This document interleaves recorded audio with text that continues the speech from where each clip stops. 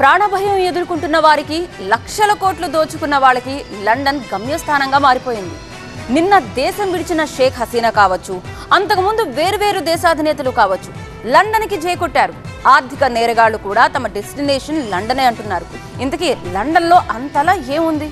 Reservation కోటాకు వ్యతిరేకంగా బంగ్లా భగభగ మండిపోయింది. దేశవ్యాప్తంగా చెలరేగిన హింసాత్మక ఘటనలతో షేక్ హసీనా ప్రభుత్వం వణికిపోయింది. వందలాది మంది ప్రాణాలు కోల్పోవడంతో హసీనా ప్రధాని పీఠం నుంచి దిగిపోవలసి వచ్చింది. 1971లో బంగ్లా స్వాతంత్ర్యం కోసం పోరాడిన వారి కుటుంబ సభ్యులకు ప్రభుత్వ ఉద్యోగాల్లో 30% రిజర్వేషన్లు కల్పిస్తూ హసీనా ప్రభుత్వం తీసుకున్న నిర్ణయం వివాదాస్పదమైంది.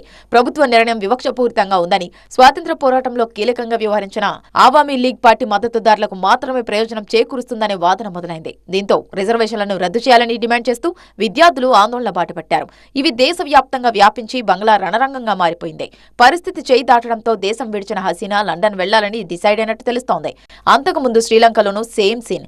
ఆహారం, గ్యాస్, పెట్రోల్ కొరతపై జనం ఉద్యమ బాట పట్టారు.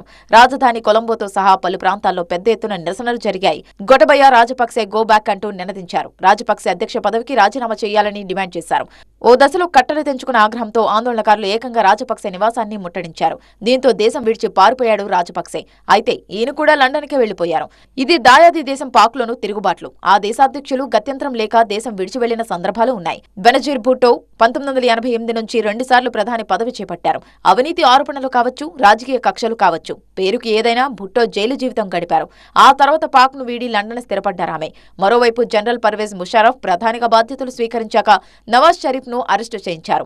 అల్ అజీజియా స్టీల్ మిల్స్ అవినీతి కేసులో 7 ఏళ్లు జైలు శిక్ష పడింది. ఆ తర్వాత చికిత్స కోసం లండన్ వెళ్లాడు నవాజ్. దేశాధ్యక్షులే కాదు, ఆర్థిక నేరస్తులు కూడా పొలోమంటూ క్యూ కడుతున్నారు లండన్కి. IPL first chairman Lalit Modi, Kingfisher Airlines అధిపతి విజయ్ మాల్యా, వజ్రాల వ్యాపారి నీరవ్ మోదీ, వేల కోట్ల రూపాయల కుంభకోణాలు, అవినీతి, అక్రమాలకు పాల్పడి దేశం విడిచి పారిపోయిన ఆర్థిక నేరగాళ్లు వీళ్లంతా. వీళ్లందరి గమ్యస్థానం కూడా లండనే. వేర్వేరు దేశాలకు చెందిన రాజకీయవేత్తలు, అసమ్మతి నాయకులు, ప్రవాసంలో ఉన్నవారికి, సొంత దేశం ప్రాణభయాన్ని ఎదుర్కొంటున్న వారికి లండన్ కేర్ ఆఫ్ గా నిలుస్తోంది. పటిష్టమైన మానవ హక్కుల పరిరక్షణ చట్టాల కారణంగా చాలా మంది లండన్లో ఆశ్రయం పొందేందుకు తహతహలాడుతుంటారు. మానవ హక్కులకి సంబంధించి ఐరోపా దేశాల ఒప్పందంలో బ్రిటన్ భాగస్వామిగా ఉంది. వేరువేరు దేశాలకు చెందిన రాజకీయవేత్తలు ఇతర ఆరోపణలు ఎదుర్కొంటున్న వారిని సొంత దేశానికి పంపిస్తే వారికి మరణశిక్ష పడడమో లేదంటే చిత్రహింసలు తప్పవని భావిస్తాయి. అక్కడి కోర్టులు స్వదేశాలకు పంపేందుకు అంగీకరించవు. రాజకీయ కారణాలతో ఎవరికైనా వెనక్కి పంపాలని ఆయా దేశాల నుంచి విజ్ఞప్తులు వచ్చినా తిరస్కరించే అవకాశాలే ఎక్కువ. అందుకే నేరస్తులు, పొలిటికల్ పార్టీల నేతల గమ్యస్థానంగా లండన్ మారిపోయింది.